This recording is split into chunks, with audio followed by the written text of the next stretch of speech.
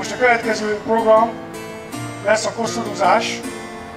A szép kislányok itten jobb oldalról majd le fogják rakni a koszorút. Hát talán nem találtunk saját románt, meg szerbet, meg jugoszlávot itten, szóval egy kisfiú itten most meg fogja csinálni nekünk, itt jön, amit bemondok majd.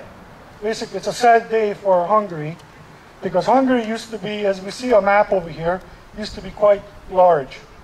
This country has existed as a nation with the only country in Europe with its own borders from 850, basically since King Arpad came into Europe, who established the nation of Hungary. We count usually from Szent István time, 1000 AD, but really it's from 850. So we're looking at almost 1250 years that Hungary has been a nation. Now what happened June the 4th, after the First World War? Hungary was basically punished for taking sides with the, basically the Nazi Germany, which basically, if we delve into proper and truth history, that wasn't the case. Hungary basically was forced to do a few things. I don't want to go into it right now because it will take me about an hour to get into it. But Hungary was basically forced into the Second World War. We Hungarians were originally going into to invade the Ukraine, because Ukrainians were actually one of our ancient ancestors. And after Stalin, which we know Stalin, communist Russia, attacked the Ukraine in 1935, after killing almost 20 million Ukrainians, they finally asked the help of Hungary, their ancient brothers, to come and save them. Now, I don't want to go in completely what's going on. There's a lot of good books out, Hungarian books that were translated to English, and you can really read exactly the truth of what happened leading up to the First World War and the Second World War. Now, what's going to happen is Hungary, on June the 4th, because of this punishment, was basically broken up into 5 pieces. The first piece, basically, from the top, is Slovakia, Czech Republic, and we know these nations were created what's called Czechoslovakia. These nations now, so-called nations, never existed before 1920. The Czechs and the Slovaks obviously departed in 1996, I believe, became Slovakia and the Czech Republic. These areas counted for almost 63,000 square kilometers. Yeah, you can take that one too.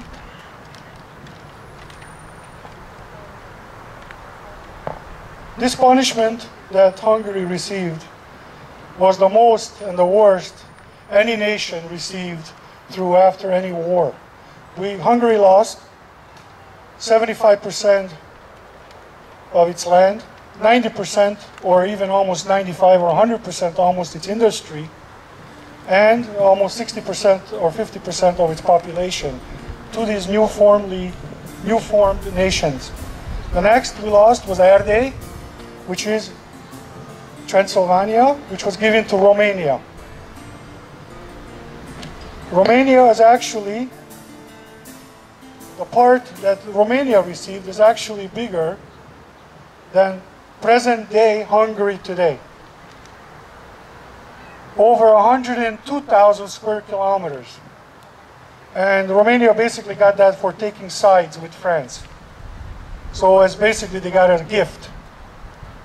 Now the next part is basically Yugoslavia, Banat, Serbia, Croatia, and also a part that went to, which was Italy, went to Fiume, and 5,000 square kilometers also went to Austria.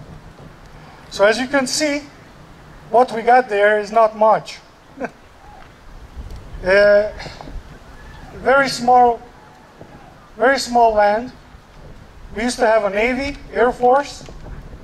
The Navy was basically broken up. After the First World War, we had about 50 or 60 warships. 90% was renamed under French names. The remainder was given to Italy.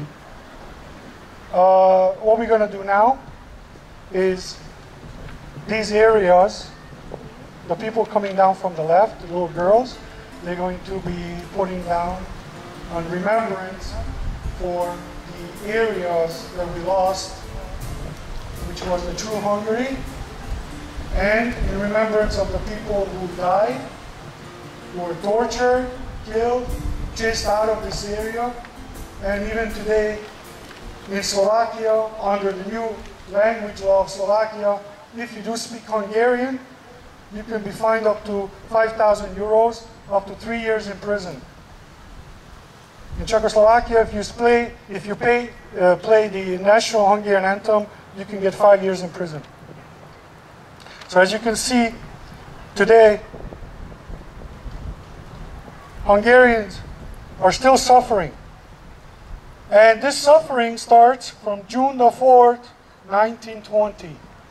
And unfortunately, I would like to say to the Europeans and to the European Parliament, because that's another small story, the European Union, unfortunately, couldn't have been created without the destruction of our nation, without Hungary. So unfortunately, Hungary had to be destroyed in order to create the European Union. Now, we know the problems the European Union is having right now financially with certain countries. And the problems of the Yugoslavian war in 1990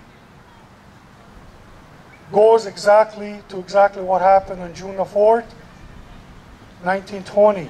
It all relates to the same problem. So this problem in Europe is never going to go away until Hungary gets justice and until Hungary gets its land returned to her that rightfully belongs to her. Thank you. Now I'd like to have, if everybody could stand, 1 minute of silence in remembering today the Treaty of Trianon and the land that we lost, after which we'll have one gunfire in remembrance of the people who gave up their life. Thank you.